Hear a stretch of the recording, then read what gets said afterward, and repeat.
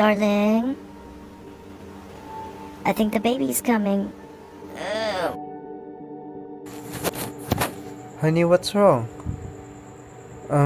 Okay. Take deep breaths. We'll get you to the boarding home as quickly as we can. And it's going to be alright. Okay?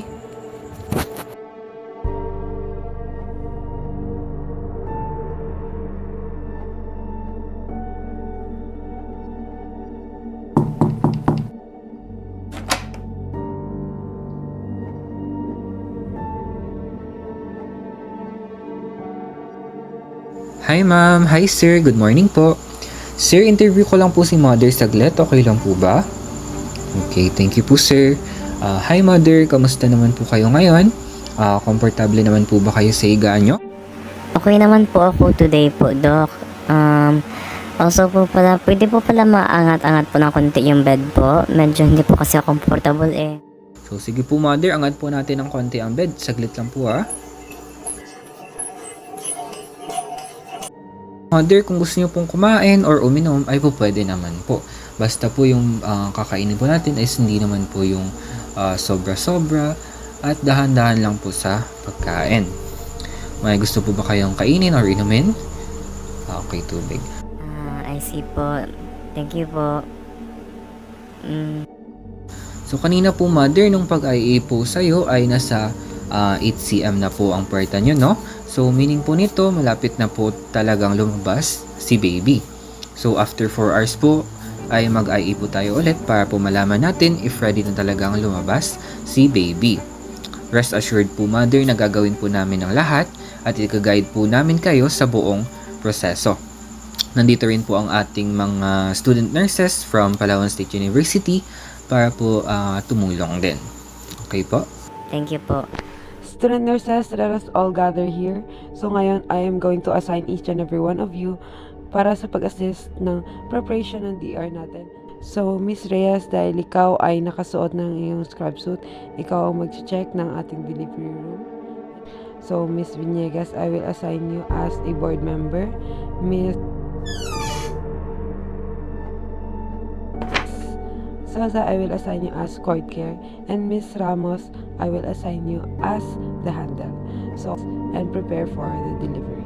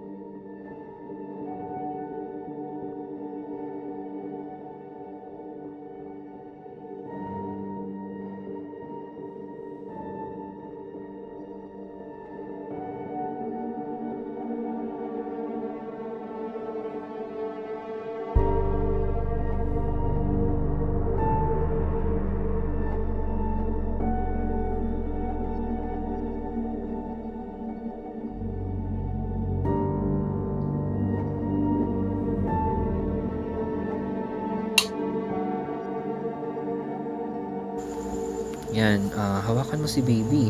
Tapos sasaluhin natin yan ha. Huwag mong ihilain ng may puwersa. Yung tama lang. Tapos dahan-dahan natin ikutin. Yan. Ganyan. Tuloy lang. Baby out, 9:54 p.m. We have a baby boy.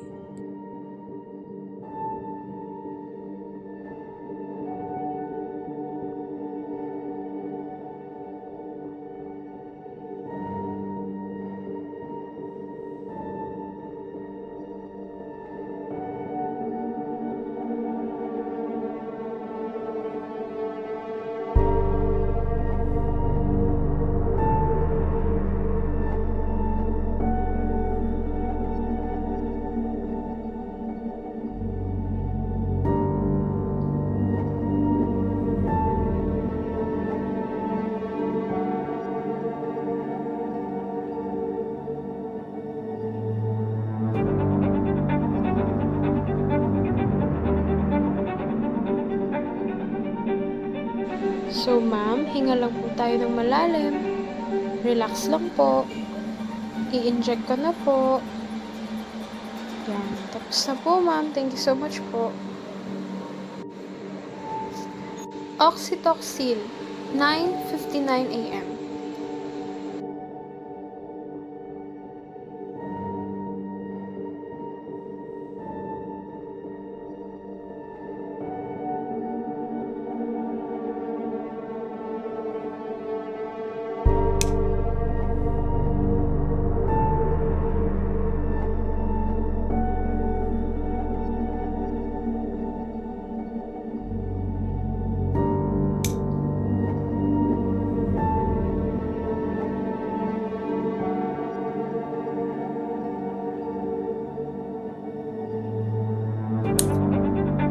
So, ito naman, cord traction ang tawag dito.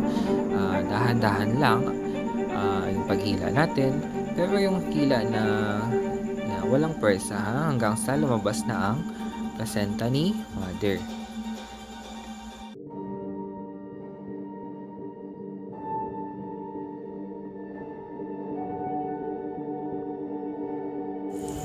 Placenta out, 10:04 p.m.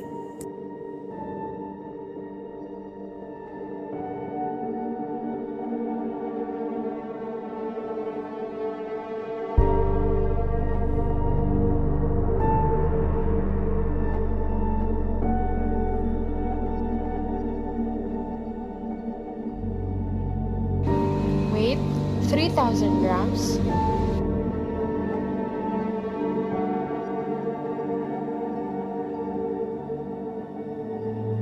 Head circumference, 34 centimeters.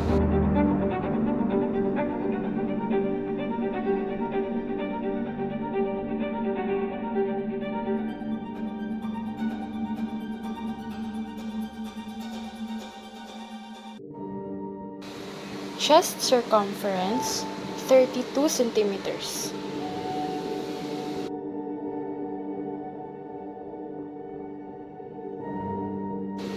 And abdominal circumference, 31 centimeters.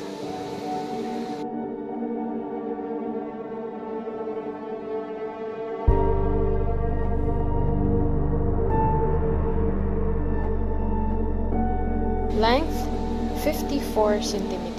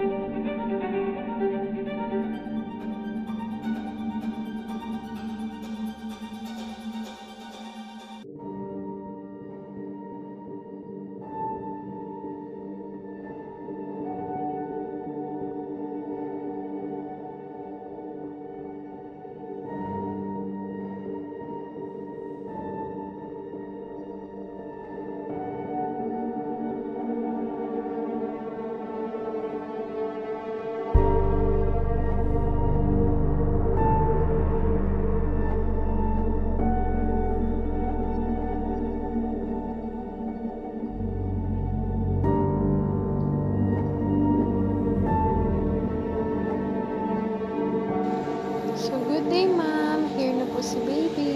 Congratulations po. So, hi po ulit, Mother and Sir. Congrats po, no, to a healthy baby boy. So, Mother, may mga gusto lang po sana akong ituro sa inyo, no, at ipaalala po. So, makinig na lang din po kayo, Sir, para po mapaalala nyo kay Mother if ever na makalimutan niya. So, ma'am, highly suggested po natin at ini-encourage po namin kayo na gawin ang exclusive breastfeeding. Ang exclusive breastfeeding po ay ang pagbigay lang po natin ng breast milk na mula po sa inyo para po kay baby for up to 6 months of life. Mula po ngayon hanggang sa 6 months of life ni baby. So yung breast milk niyo po kasi ngayon ay containing po yan ng tinatawag natin colostrum, which is rich po yan siya sa antibodies that will help na makaprotekta kay baby to fight off bacteria and viruses at less risk po siyang magkaroon ng mga infections, having asthma or allergies din po. So yun, Mother, tuturo ko din po sa inyo, ma'am, kung paano po ang tamang paghawak kay baby kapag po nagpapasuso tayo. So, kailangan po suportado ang leeg, ang likod, at yung balikat po ni baby gamit po ang kamay natin at ang wrist. So, ang isang kamay naman po natin is nakasupport naman po doon sa ating breast. So, may tinatawag po tayong C-hold or C-grip po. So, isang kamay natin, yung thumb ay dito po nakaposisyon at yung fingers naman po natin ay nasa baba. So, ayan. Ganun po, Mother. Okay po? Congrats po ulit.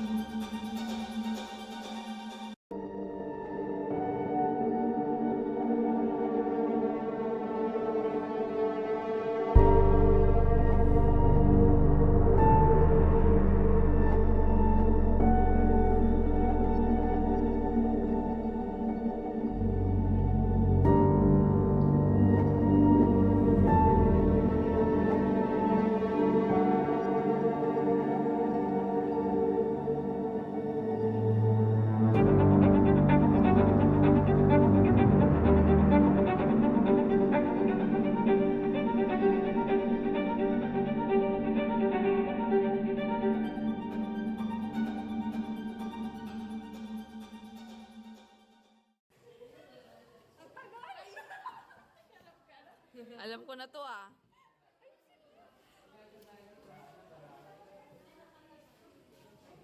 Yun na.